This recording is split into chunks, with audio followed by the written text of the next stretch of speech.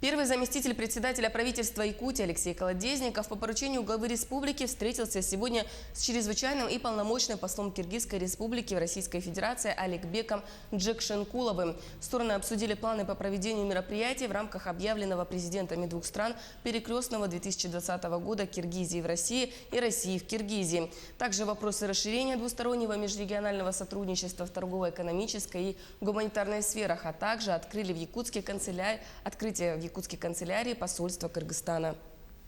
Наши граждане будут иметь возможность здесь получать паспорта, свидетельства о рождении, свидетельства о ЗАГСе, какие-то справки, материалы.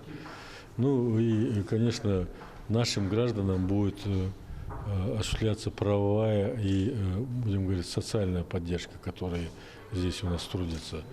И третье, безусловно, мы будем стремиться поддерживать нашу миграцию и помогать им, чтобы они быстрее адаптировались в условиях Якутии и работали над теми проблемами и вопросами, которые на сегодня есть. Конечно же, очень важно, чтобы посольство контролировало вопросы проживания граждан Кыргызской республики на территории Республики Саха-Якутия и традиции народа Саха, народов, которые проживают в республике, законы, они учитывались граждан республики Кыргызстан, которые приезжают работать и трудиться у нас в республике. У нас есть возможности дальнейшего социально-экономического развития, и мы, конечно, их будем развивать.